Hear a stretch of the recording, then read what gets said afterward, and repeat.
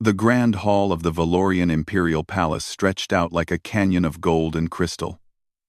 Sergeant Daniel Carter stood at attention in his dress uniform, still not quite believing he was here.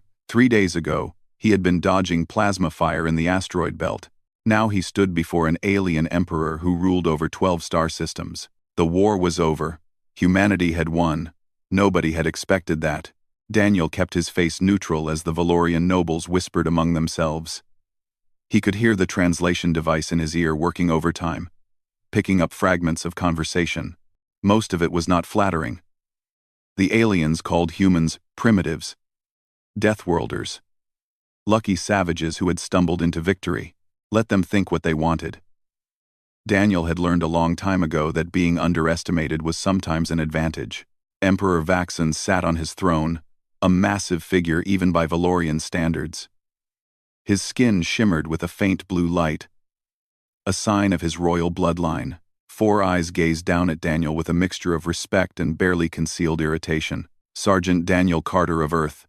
The Emperor's voice boomed through the hall. Your forces have fought with honor. The treaty has been signed. Peace between our peoples is now sealed. Daniel nodded. My government is grateful, Your Imperial Majesty. Indeed. The Emperor leaned forward. As is our ancient custom, the victorious commander may choose a bride from among the royal family. This tradition binds our peoples together, creates understanding between our worlds. Daniel had been briefed about this. His superiors back on Earth had nearly lost their minds when they learned about it. Admiral Hayes had spent 2 hours on a secure channel, explaining that he absolutely did not have to go through with it. That humanity would not force him into an arranged marriage for political gain. But Daniel had agreed. Not because of politics, not because of duty, but because he was curious. He wanted to understand these people who had nearly destroyed his home. The Emperor gestured to his left. My daughters. 5 Valorian women stepped forward. They were tall, elegant, their skin gleaming with various shades of blue and purple. They wore elaborate gowns that seemed to shift colors in the light.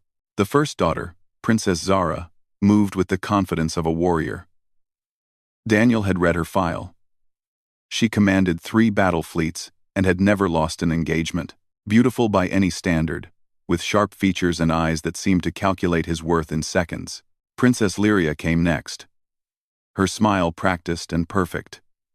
A diplomat who had negotiated treaties with a dozen species. She bowed with precise grace, already playing the part. Third was Princess Kessa, who barely looked at him. A scholar, Daniel had learned. She had written papers on quantum mechanics that even human scientists found brilliant. Her disinterest was clear. Princess Nira followed, an artist whose work was displayed in museums across the empire. She studied him like he was a painting she was considering buying. Then came the 5th daughter. Princess Ilara was smaller than her sisters. Where they moved with confidence, she seemed almost hesitant. Her gown was simpler, less adorned. She walked with a slight limp, favoring her left leg, while her sisters postured and preened. Ilara carried a small datapad clutched against her side. The nobles barely glanced at her. Daniel noticed that. He noticed how the whispers in the hall changed when she appeared. Not admiration, but dismissal. Pity, even. Choose wisely, Sergeant, the Emperor said. This alliance will shape the future of both our peoples. Everyone in the hall knew what he meant. Choose Zara, the warrior princess. Or perhaps Lyria, the diplomat. A choice that would make sense. A choice that would honor the Empire. Daniel took his time. He walked slowly before each princess, observing. This was not a decision to rush. Zara met his eyes with challenge. She would make a powerful ally, no doubt. But she looked at him like a problem to be solved, not a person to be understood. Lyria smiled warmly, but it never reached her eyes. Every word, every gesture was calculated. Daniel had dealt with enough politicians to recognize the game. Kessa did not even pretend interest. She glanced at him once, then returned to whatever thoughts occupied her brilliant mind. Nira at least seemed curious, but in the way someone might be curious about an exotic animal.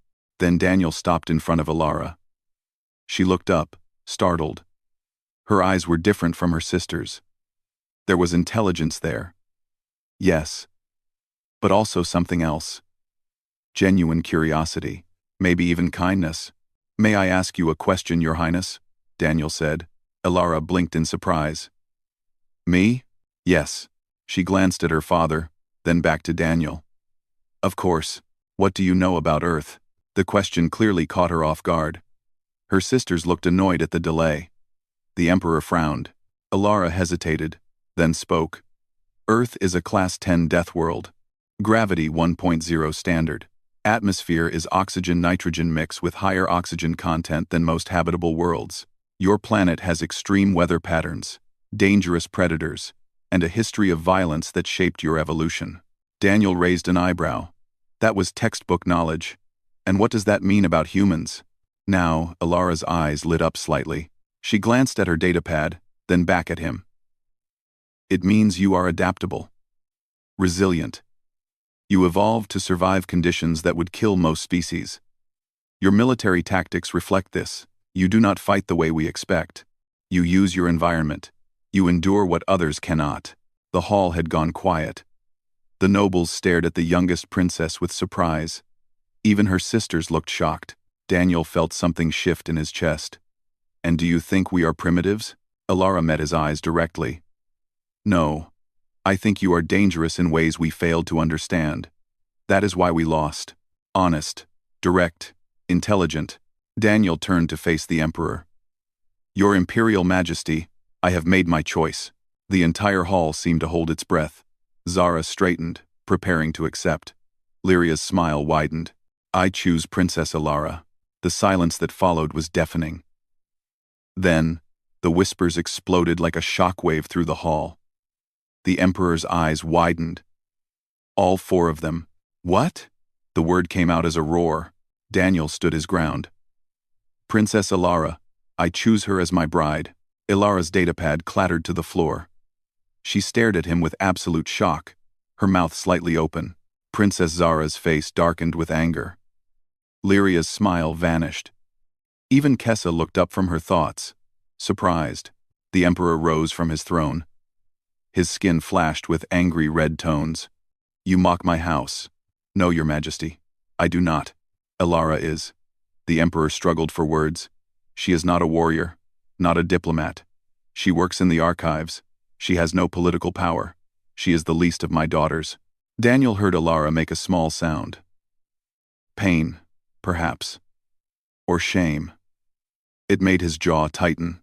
"With respect, Your Majesty, she was the only one who understood why humanity won this war.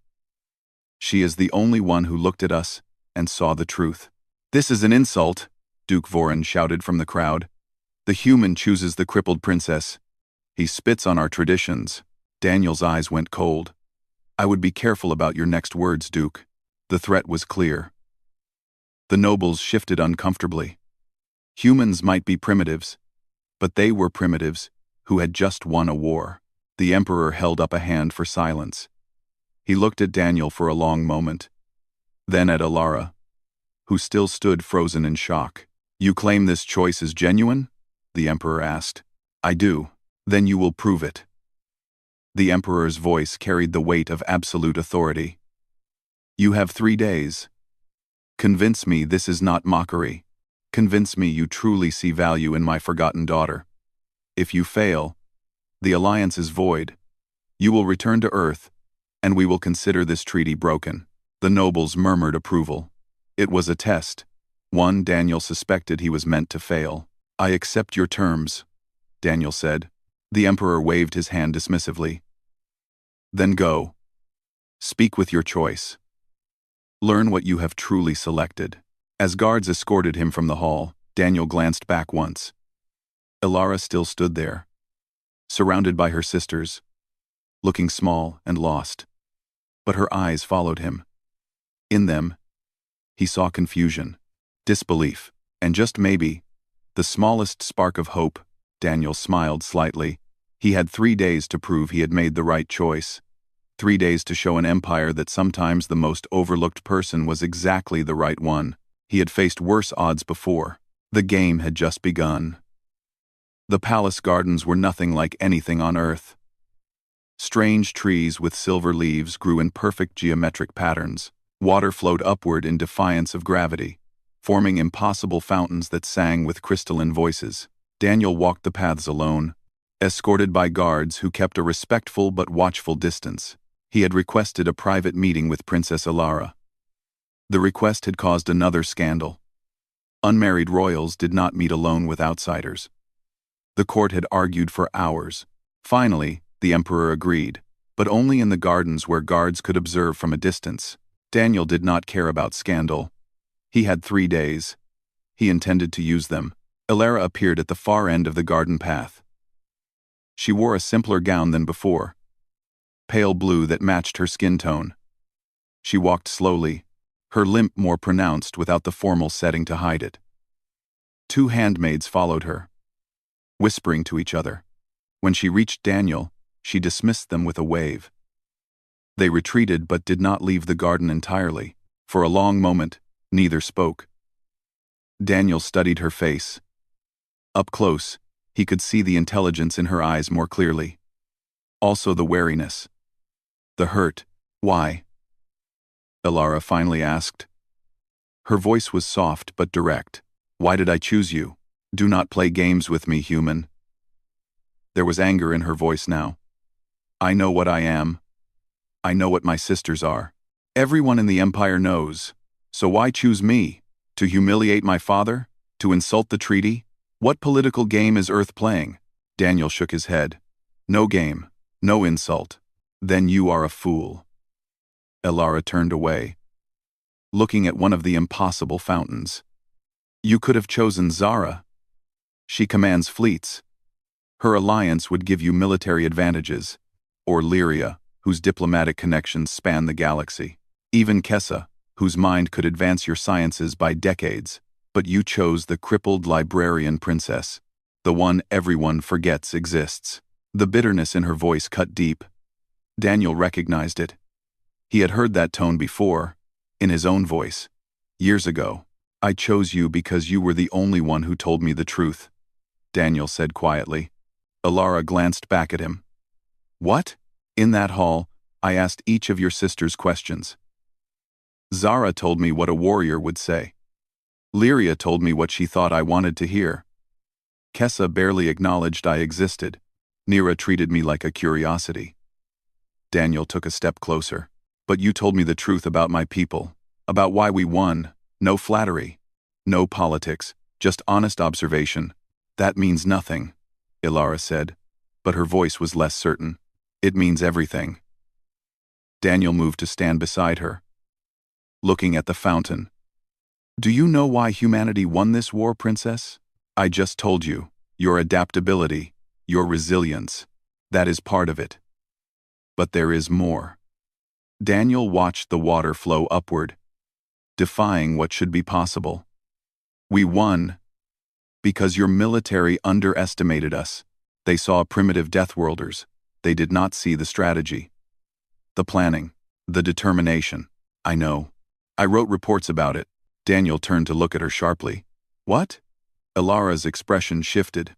Something between shame and anger crossed her face. When the war began, I studied your tactics. Every battle, every engagement. I saw patterns. I wrote detailed analyses predicting your strategies. I warned the military council that you would use unconventional warfare, that you would turn our expectations against us. And they ignored me. Ilara's hands clenched. I am just the archive princess. What would I know about war? My sister Zara commands fleets. My father has fought in 100 battles. Who was I to question their wisdom? She laughed, bitter and hard. 14 reports. 14 warnings. Everyone dismissed. Daniel felt anger building in his chest. Not at Ilara. At the fools who had ignored her. Your reports were right, every single one. Ilara met his eyes. I predicted the asteroid ambush 3 weeks before it happened. I warned them you would target supply lines instead of battle fleets. I even calculated which routes you would likely strike." She paused. "People died because no one listened to the crippled princess who reads too much." The pain in her voice was real, raw.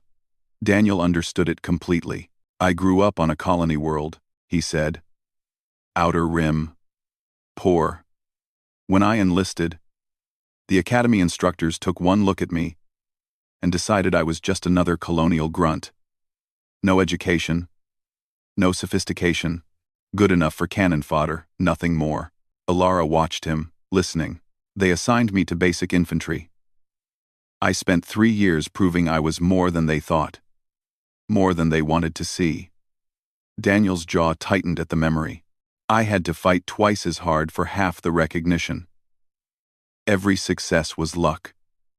Every failure was proof I did not belong." "How did you become a sergeant?" Alara asked quietly.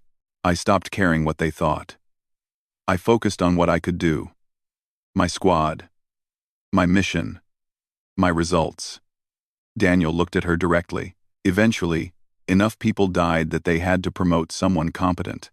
Turns out the colonial grunt knew more about survival than the academy graduates." Alara was quiet for a moment. "You understand." "I do. And that is why you chose me? Pity for a fellow outsider?" "No." Daniel's voice was firm. "I chose you because while everyone else was playing politics and posturing, you were the only one doing the actual work. You saw the truth. You reported it. That takes courage, intelligence, integrity, none of which matters if no one listens." "It matters to me." Alara studied his face, searching for deception. "You really mean that?" "I do not say things I do not mean, Princess." A small smile touched her lips. "Neither do I, Sergeant." They stood in silence for a while, watching the impossible fountains. Daniel felt something shift between them. Not attraction, not yet, but understanding. Recognition. "Tell me about your colony," Alara said finally. So Daniel did. He told her about the red dust of Harmony Station, about his family's farm where nothing ever grew quite right, about his sister Karen, who had died when raiders attacked their settlement, about joining the military to protect people who could not protect themselves. Alara listened without interruption. When he finished, she nodded slowly. "I am sorry about your sister. Thank you. Is that why you fight? For people who cannot fight back?" Daniel considered the question. "Yes." "Then we are not so different." Alara turned to face him fully. "I may not fight with weapons, but I fight with knowledge, with truth. I try to protect people by giving them the information they need, even when they do not want to hear it. That is a valuable kind of fighting." "My father does not think so." "Your father is wrong." Alara's eyes widened slightly. "You should not say such things about the Emperor. You asked why I chose you. I am giving you honest answers." Daniel crossed his arms. "Your father overlooks you because you do not fit his idea of what a princess should be. Your sisters dismiss you because you threaten them in ways they do not understand. The nobles ignore you because you do not play their games. But that does not make them right. It makes them blind." "Pretty words, Sergeant." "Not pretty. True." Daniel stepped closer. "In 3 days, I have to convince your father this choice is genuine. I need your help to do that." "Well, won her live 05 or 11. Won her live this choice is now manicked. Won her live the conpent. 2005er. For USD. On her liver, why should I help you? Because if I fail, I go home. The treaty holds. Barely. But you remain here. Still overlooked. Still dismissed. Nothing changes." Daniel held her gaze. "But if I succeed, things do change. An alliance between Earth and the Valorian Empire, built on a foundation of respect for knowledge and truth. Think about what that could mean." Alara's expression shifted. He could see her mind working, calculating possibilities. "You are asking me to take a risk," she said. "I am. If this is some elaborate human trick, I will look like a fool." "It is not a trick. How can I trust you?" Daniel thought about that. "You cannot. Not yet. Trust has to be earned." But I can promise you this. I will never lie to you. I will never dismiss your knowledge. And I will never treat you as less than you are. Ilara searched his face for a long time. Finally, she spoke. The Emperor will test us. He will want proof that this alliance is real. What kind of test? Something that requires us to work together. To show we can be partners. Not just strangers forced into marriage. Do you know what it might be? Ilara's smile turned sharp. I know my father. He will find a problem that needs solving. Something political. He will want to see if the warrior sergeant and the archive princess can actually cooperate. Can we? That depends. Are you willing to listen to someone who reads too much? Daniel smiled. Are you willing to work with a colonial grunt? Ilara laughed. It was a genuine sound, surprised and warm. I think we might surprise everyone. Sergeant Carter. Daniel. Call me Daniel. Then you should call me Ilara. Not Your Highness. Not Princess. Just Ilara. Ilara, Daniel repeated. He liked the way it sounded. They walked together through the gardens as the alien sun set, painting the sky in colors Earth never saw. Guards followed at a distance, watching the human and the overlooked princess with confusion and curiosity. Neither Daniel nor Ilara noticed. They were too busy talking. About Earth and Valoria. About war and peace. About being underestimated and overlooked. About what it meant to see truth when everyone else saw only what they expected. By the time they parted, both knew they had found something unexpected. Not love, not yet. But the beginning of something real. Something built on mutual respect and understanding. As Daniel returned to his quarters, he felt confident. The Emperor would test them. Let him. Daniel and Ilara would face it together, and they would prove that sometimes the most overlooked choice was the wisest one of all. The summons came before dawn. Daniel was already awake, running through combat drills in his quarters, when the palace guard arrived. The Emperor wanted to see him and Princess Ilara immediately. The test had begun. Daniel dressed quickly in his formal uniform and followed the guards through the winding corridors of the palace. They led him to a war room he had not seen before. Holographic displays covered the walls, showing star charts and planetary systems. Military officers stood at attention around a central table. Ilara was already there. She wore formal robes and stood straight despite her limp. Her face was calm, but Daniel saw tension in her shoulders. She glanced at him as he entered, and he gave her a small nod. The Emperor sat at the head of the table, flanked by his military advisors. Duke Voran was there too, watching Daniel with barely concealed contempt. Sergeant Carter. The Emperor began without preamble. You claim to value my daughter's mind. Her knowledge. Very well. Let us test this claim. A holographic image appeared above the table. A planet, blue and green, with 2 small moons. This is Kelvin 4. A vassal state on our border. For 3 generations, they have paid tribute to the Empire. Now, they refuse. The Emperor's eyes narrowed. Their governor claims we have broken our protection agreements. He threatens to ally with the Kryn Dominion instead. Daniel's mind raced. The Kryn were mentioned in his briefings. A rival power, aggressive and expansionist. If they gained a foothold in Valorian space, it could restart the conflicts that had just ended. Traditional response would be military intervention. Duke Voran said, his voice dripping with disdain. We have 3 battle fleets within striking distance. Kelvin 4 would fall in hours. But force creates resentment, Daniel said carefully. And resentment breeds future rebellions. Spoken like a primitive who understands nothing of empire. Voran sneered. Enough. The Emperor raised a hand. Sergeant Carter, Princess Ilara, you have 48 hours. Solve this crisis without starting a war. Convince the Kelvin governor to remain loyal. Do this, and I will accept your alliance as genuine. He paused. Fail, and the treaty is void. Ilara stepped forward. Father, may I access the Imperial archives? Historical records on Kelvin 4? The Emperor looked surprised that she had spoken. Why? Because knowledge is the foundation of any solution. We cannot negotiate without understanding the problem. Several advisors chuckled. Duke Voron smiled mockingly. The Emperor frowned but nodded. Very well. You may access whatever records you need. Thank you. Alara turned to Daniel. We should begin immediately. They left the war room together, guards following them to the archives. Once inside the vast library, surrounded by crystalline data storage units, Alara moved with sudden confidence. This was her domain. What are you thinking? Daniel asked. That we need to understand why Kelvin 4 is really rebelling.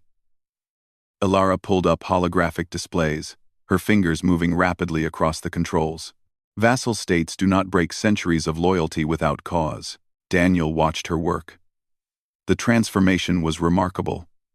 In the throne room and gardens, Alara had seemed uncertain, defensive.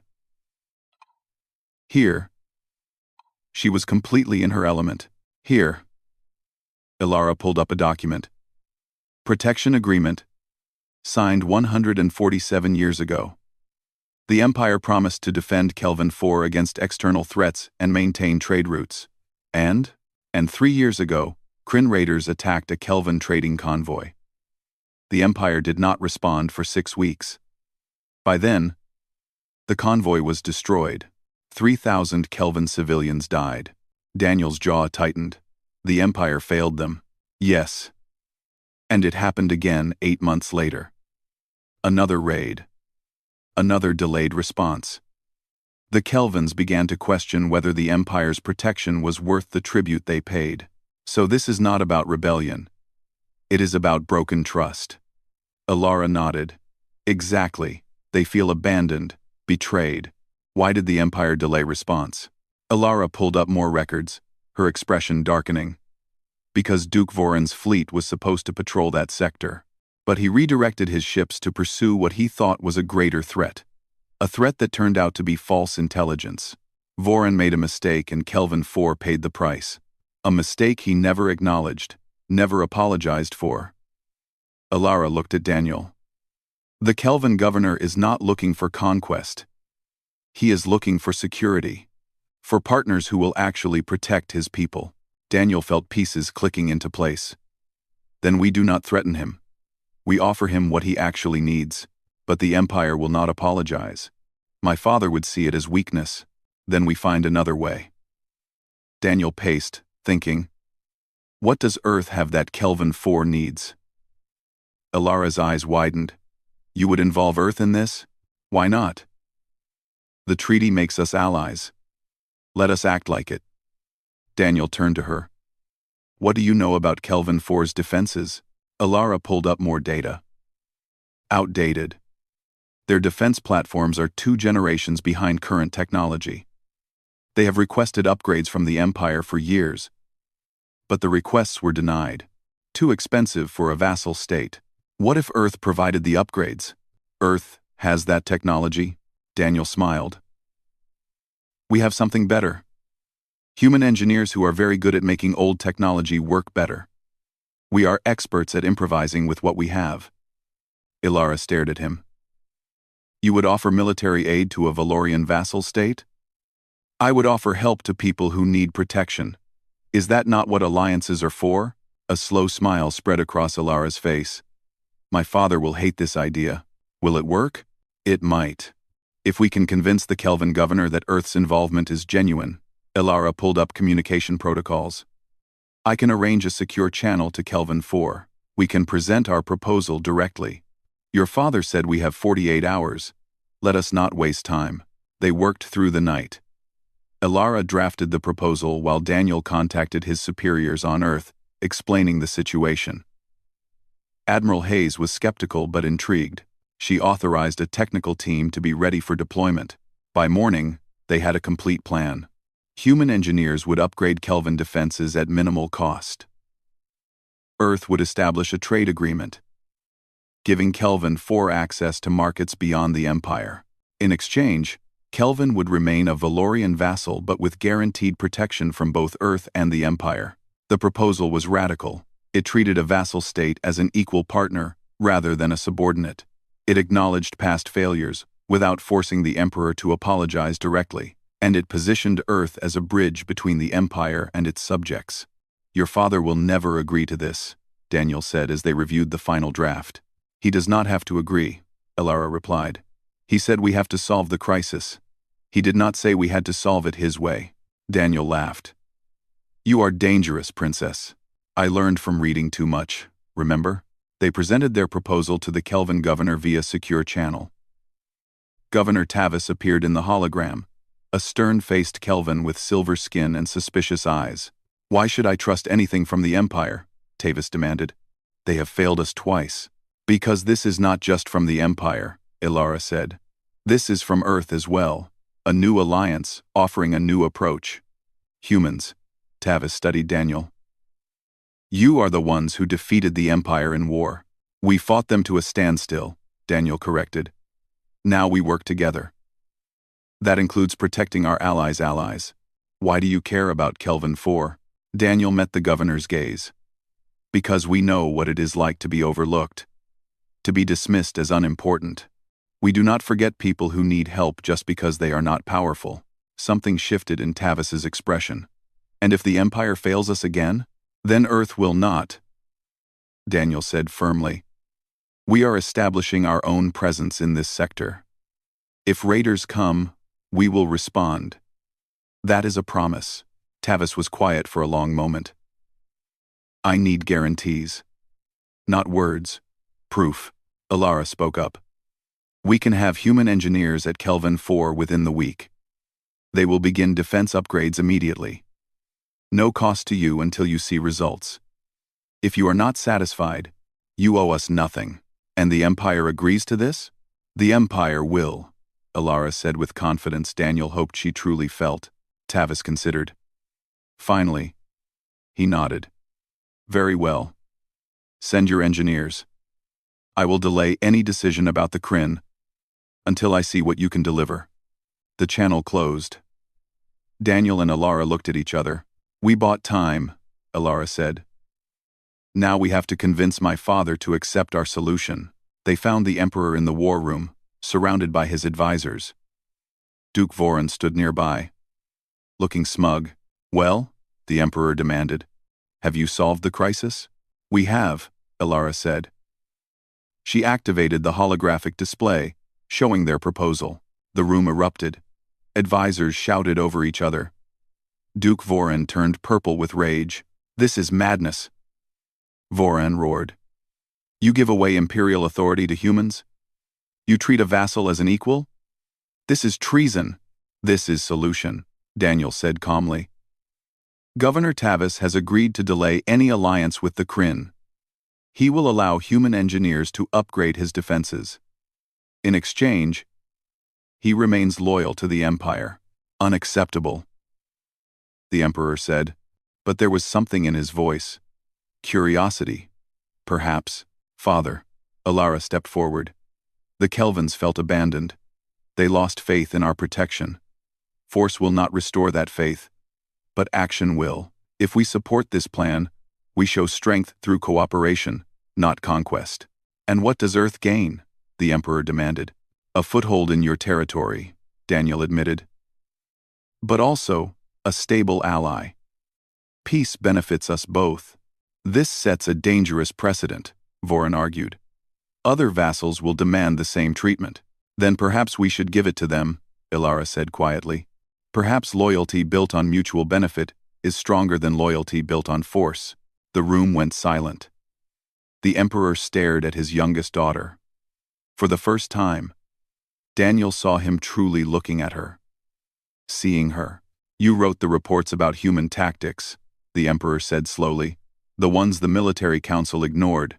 Elara lifted her chin. "Yes, they were correct." "Yes." The Emperor was quiet for a long time. Finally, he spoke.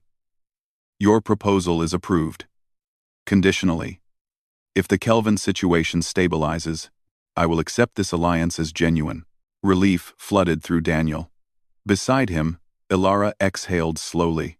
"However," the Emperor continued, Both of you will travel to Kelvin 4 personally. You will oversee the implementation. You will ensure this works. Of course, Daniel said. As they left the war room, Elara grabbed Daniel's arm. We did it. We did. Together. She smiled. Maybe they were wrong about us both. Maybe they were. But as they walked away, neither noticed Duke Voron watching them with cold calculation. The crisis was delayed, not solved, and Voron had plans of his own. The journey to Kelvan 4 took 3 days aboard a Valorian diplomatic vessel. Daniel used the time to coordinate with the human engineering team that would meet them there. Elara spent hours reviewing Kelvin culture and history, preparing for negotiations. They worked well together. Daniel had been in enough combat situations to recognize a good partnership when he saw one. Elara anticipated problems before they arose. She thought several steps ahead, always calculating possibilities. In return, Daniel provided practical solutions and kept her grounded when she overthought things. The crew watched them with curiosity. A human sergeant and the forgotten princess, working side by side like equals. It was unusual enough to generate gossip. On the second night, as they reviewed deployment schedules in the ship's conference room, Elara set down her datapad and looked at Daniel directly. "Why did you really choose me?" she asked. Daniel glanced up from the logistics report he was reading. "I told you. You were honest. That cannot be the only reason." Daniel considered his answer carefully. "When I was 12, my sister Karen was the smartest person I knew. She could solve problems no one else could see. But people ignored her because she was young, because she was from the colonies, because she did not fit what they thought a genius should look like." He paused. "When she died, I promised myself I would never dismiss someone just because others did. I would look for the truth in people, not the image." Elara was quiet for a moment. "I am sorry about your sister. I know. You already said that. I mean it more now, after knowing you."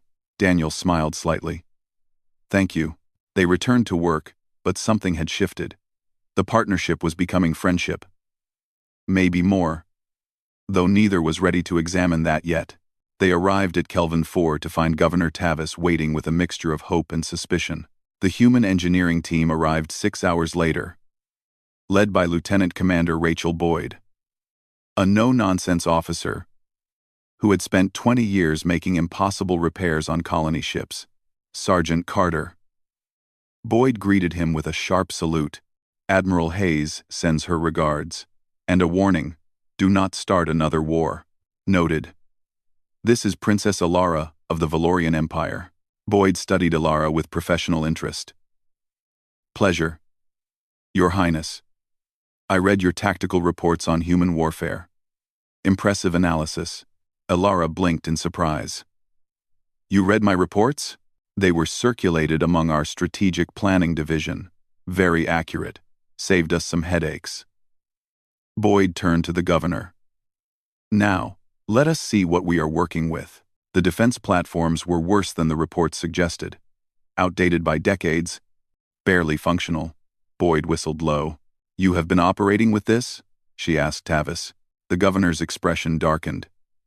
The Empire deemed upgrades too expensive for a vassal world. "Well, Earth does not work that way." Boyd pulled out her scanner. "We can work with this. Will not be pretty, but it will be effective." Over the next week, Daniel watched the human engineers work miracles. They did not have the resources for new platforms, so they improvised. Kelvin technology was combined with human ingenuity in ways neither species had considered. The platforms would not match Imperial standards, but they would be formidable against raiders. Elara proved invaluable. She understood both Kelvin and Valorian systems, and could translate between the human engineers and local technicians. More importantly, she negotiated with Kelvin officials, building trust that had been broken years ago. Daniel saw her confidence grow daily. Away from the palace, away from her father's shadow, Elara was remarkable. She was funny, sharp, and surprisingly stubborn when she believed she was right. The Kelvin officials grew to respect her, even like her. On the 8th day, as they inspected the upgraded platforms, Alarms suddenly blared across the station. Tavis rushed to the command center, his face grim. "Raiders," he announced. "Kryn scouts. 3 ships. Approaching fast." Daniel's combat instincts kicked in immediately. "How long until they reach firing range?" "Ober 4. 12 minutes. Status on the defense platforms?" Boyd checked her display. "We have 4 operational. Not at full capacity, but enough to hurt. Governor, with your permission, I would like to coordinate the defense," Daniel said. Tavis hesitated only a moment before nodding. "Do it." Daniel moved to the tactical display, assessing the situation with practiced speed. 3 Kryn raiders against 4 partially upgraded platforms. The math was not great, but it was workable. Alara appeared at his side. "The Kryn favor frontal assault, overwhelming firepower. They will expect us to defend from fixed positions. Then we will not." Daniel turned to Boyd. "Can those platforms move?" "Slowly. They were not designed for it. But can they?" Boyd grinned. "Give me 5 minutes." She worked frantically, rerouting power systems. Meanwhile, Daniel plotted attack vectors, thinking like a raider. Where would he strike? What would he expect from outdated defenses? The Kryn ships entered the system. They moved in tight formation, aggressive and confident. Daniel waited, watching their approach. "Now," he ordered. The defense platforms moved. Not much, just enough to shift firing angles. The Kryn, expecting static targets, flew directly into a crossfire. Human-modified weapons opened fire with devastating accuracy. The lead Kryn ship took heavy damage. The other 2 broke formation, surprised. In that moment of confusion, Daniel struck again. "Target their propulsion systems," he called out. "Disable. Do not destroy." The platforms fired. 1 Kryn ship lost engines. The other 2 began to retreat. But Daniel had positioned his platforms to block their escape vector. "Hail them," Daniel ordered. "Let me speak to their commander." The Kryn captain appeared on screen, furious and humiliated. "You will let us leave," the captain demanded, "or we will destroy this station." "With what?" Daniel asked calmly. "Your lead ship is crippled. Your other 2 are damaged. You have no tactical advantage. The Kryn Dominion will retaliate. They might. Or they might decide that raiding Kelvin 4 is no longer profitable." Daniel leaned forward. "This station is now protected by both the Valorian Empire and Earth. Future raids will face similar resistance. Spread the word." He cut the transmission and ordered the platforms to escort the Kryn ships out of the system. They left, battered and furious. But they left. The command center erupted in cheers.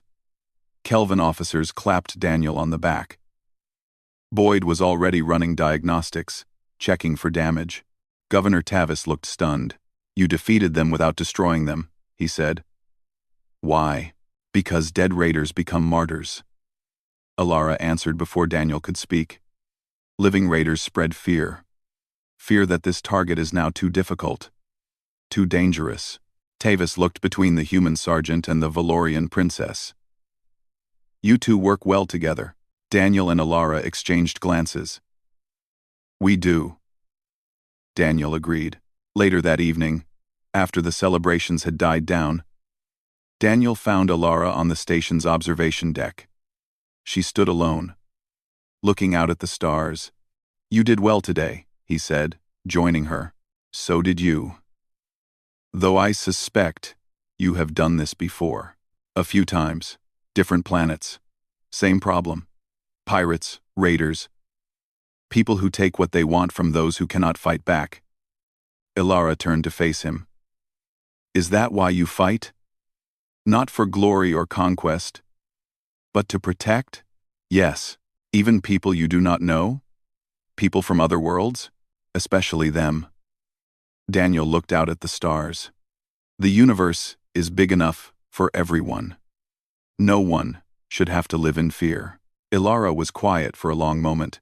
When she spoke again, her voice was soft.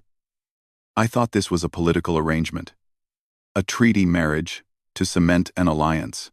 That is what it started as. And now? Daniel met her eyes. Now I think it might be more. If you want it to be. Ilara's expression was unreadable. You barely know me. I know you are brilliant. Brave. You see truth where others see only what they expect. You care about people. Even when caring is not convenient. Daniel paused. And I know that working with you feels right, in a way nothing has felt right in a long time. You could still walk away. The treaty would hold. You have proved the alliance works. I do not want to walk away. Why not? Daniel smiled. Because I like you, Ilara. Not as a princess, not as a political asset, as a person. Because when I am with you, I do not feel like a colonial grunt, or a sergeant, or a human representative. I just feel like Daniel, and that is rare. Ilara's eyes glistened slightly. I like you too. Though, I probably should not admit that. Why not? Because you will return to Earth eventually. This cannot last. Maybe. Maybe not. Daniel took her hand gently. But we do not have to decide everything tonight. We can take this one day at a time. Sam, read, Fi. Ilara squeezed his hand. One day at a time, they stood together on the observation deck, looking out at the vast expanse of stars. Neither noticed the message being sent from Kelvin IV to the Valorian capital. Neither knew that Duke Voran was already plotting his next move. The defense of Kelvin IV had been a success. But success bred jealousy. And jealousy bred conspiracy. Far away, in the shadows of the Valorian court, plans were being made. Plans to destroy the alliance before it could truly begin. Plans that would test Daniel and Ilara in ways neither could imagine. But for now, in this moment, they had peace. They had each other. And they had hope that maybe, just maybe, the most overlooked choice could become the most important one. The game was far from over. In fact, it was just beginning. The wedding preparations began the moment Daniel and Ilara returned to the Valorian capital. The Emperor, satisfied that the Kelvin crisis was resolved, threw himself into planning a ceremony that would symbolize the new alliance between their peoples. The palace buzzed with activity. Dignitaries from across the empire received invitations. Earth sent representatives including Admiral Hayes and several ambassadors. Daniel found the whole thing overwhelming. He was a soldier, not a diplomat. But Ilara navigated the chaos with unexpected grace. She helped him understand the customs, the protocols, the endless political dances that came with royal weddings. They spent hours together, planning, talking, learning about each other's worlds. Daniel taught her about Earth's diverse cultures. Ilara shared Valorian history and art. What had started as political necessity was becoming something real. Her sisters noticed the change. Princess Zara approached Ilara one afternoon in the palace gardens. Daniel watched from a distance as the two spoke. Zara's posture was stiff, but not hostile. I owe you an apology, Zara said quietly. I have treated you poorly for years. Dismissed your intelligence, your contributions. I was wrong. Ilara looked stunned. Zara, the Kelvin situation proved what you have always known. That strength comes in many forms. Combat prowess is not the only measure of value. Zara glanced at Daniel. The human sees that. Perhaps it is time I did as well. It was not a complete reconciliation. Years of dismissal could not be erased in one conversation. But it was a start. Not everyone was pleased by the changing dynamics. Duke Voran watched the preparations with growing anger. He had opposed the treaty from the beginning. The alliance with humanity weakened his political position. If Earth and Valoria truly partnered, his aggressive military stance would become obsolete. He needed to act, and he needed to do it before the wedding made the alliance permanent. 3 days before the ceremony, Voran met secretly with his allies. They gathered in a private chamber, far from the Emperor's ears. The wedding cannot happen, Voran declared. Once the human and the princess are bound, the alliance becomes unbreakable. What do you propose? Asked Lady Shiva, a noble whose trade interests had suffered under the new treaty. We expose the human as a spy, plant evidence that he has been stealing military secrets. The Emperor will have no choice but to void the marriage and expel Earth's representatives. And Princess Alara? Another conspirator asked. She is a fool blinded by affection. Once the human is exposed, she will be humiliated. Powerless, no threat to us. They began to lay their trap. Classified documents were stolen from military archives. False communications were created, showing Daniel transmitting data to Earth. The evidence was circumstantial but damaging enough to create doubt. 2 days before the wedding, the accusations exploded across the palace. Duke Voran presented his evidence to the Emperor in open court. Daniel was arrested before he could speak in his own defense. Alara rushed to the throne room as guards escorted Daniel away. "Father, this is madness. Daniel would never betray us." "The evidence is clear," the Emperor said, though his voice was troubled. "He must face trial. Trial by combat," Voran announced with a smug smile. "As is our tradition for crimes against the Empire. If he is innocent, he will prevail." Alara felt ice in her stomach. Trial by combat meant Daniel would face Voran's champion, a warrior bred and trained for such battles. Daniel was skilled, but he was still recovering from wounds sustained in the Kelvin defense. This was a trap designed to kill him. "I demand time to investigate," Alara said firmly. 24 hours to examine the evidence. Voran laughed. "The trial is tomorrow at dawn. The wedding is cancelled. Earth's delegation will be expelled. The alliance is void. Then I will fight the investigation tonight," Alara declared. The Emperor looked at her with surprise. "Alara, you gave Daniel and me 48 hours to solve the Kelvin crisis.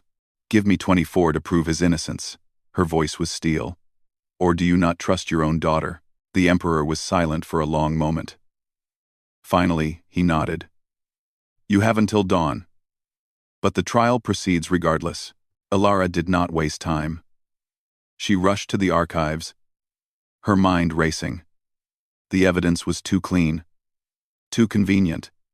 Someone had manufactured this conspiracy, and she would prove it. She pulled files, cross-referenced timestamps, checked access logs. Her fingers flew across holographic displays as she built a timeline of events. The palace staff, used to ignoring the quiet princess, did not question her presence. That oversight proved fatal to the conspiracy. By midnight, Alara had found the first discrepancy.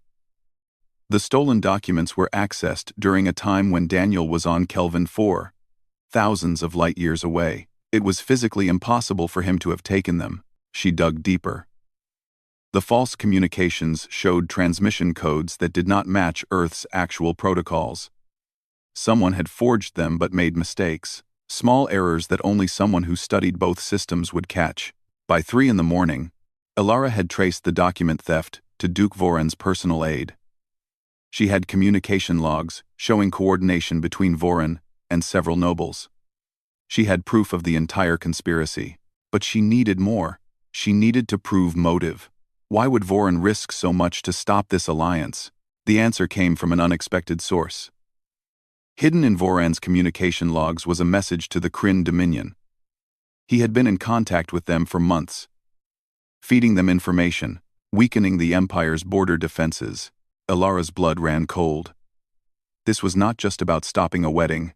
Voran was planning to betray the entire Empire. At dawn, the trial began. The palace courtyard was filled with nobles and dignitaries. Daniel stood in the center, facing Voran's champion, a massive warrior named Korath, who had never lost a fight. Daniel's hands were bound until the trial officially started. His face was calm, but Alara could see the tension in his shoulders. He knew the odds. "Let the trial begin," the Emperor announced. Daniel's bonds were removed. He and Korath circled each other. The champion attacked first, fast and brutal. Daniel dodged, but barely. He was slower than usual. His injuries had not fully healed. Alara pushed through the crowd toward her father. "Stop this." "The trial has begun," the Emperor said. "It cannot be stopped until one combatant yields or dies." I have proof of his innocence. After the trial, he will be dead by then. In the courtyard, Korath landed a heavy blow. Daniel staggered, but stayed on his feet. Blood ran from a cut above his eye. Elara made a decision. She activated her datapad and projected the evidence into the air for everyone to see. Files, communications, proof of Voran's conspiracy. Duke Voran framed Daniel Carter, she shouted. He stole the documents himself. He forged the communications. And he has been collaborating with the Kryn Dominion to betray the Empire. The crowd erupted in chaos. Voran's face went purple with rage. Lies! The crippled princess invents stories to save her human pet. Then explain this. Elara projected the communication logs. Voran's messages to the Kryn were there for everyone to see. Plans for invasion. Coordinates of weak points in Imperial defenses. Promises of support from within. The Emperor rose from his throne, his skin flashing with angry red tones. Voran, explain yourself. I was gathering intelligence. Voran stammered. Setting a trap for the Kryn. By giving them our defense coordinates, Elara's voice cut like a blade. By planning to weaken our border fleets? You are a traitor. In the courtyard, Daniel used the distraction. As Korath turned to see what was happening, Daniel struck. He did not go for the kill. Instead, he disabled the warrior's weapon arm and swept his legs. Korath fell hard. Daniel's blade was at his throat before he could rise. Yield, Daniel said quietly. Korath, stunned and disarmed, yielded. Daniel straightened, breathing hard. He looked at Elara and smiled slightly. The Emperor's guards surrounded Voran. The Duke tried to run but was captured. As they dragged him away, he screamed about human tricks and Valorian honor. The Emperor descended from his throne. He walked to where Elara stood, her datapad still projecting evidence for all to see. My daughter, he said quietly, the one I overlooked. You have saved the Empire. Elara met his eyes. I did what needed to be done, as I have always tried to do. The Emperor looked genuinely pained. I have been a fool. I saw only what I expected to see. I missed what was most important. Many people make that mistake, Elara said. The key is learning from it. The Emperor turned to Daniel, who had joined them. Sergeant Carter, you have my apologies, and my gratitude. Daniel nodded. I appreciate that, Your Majesty, though I believe the thanks belong to Elara. She is the one who solved this. Indeed.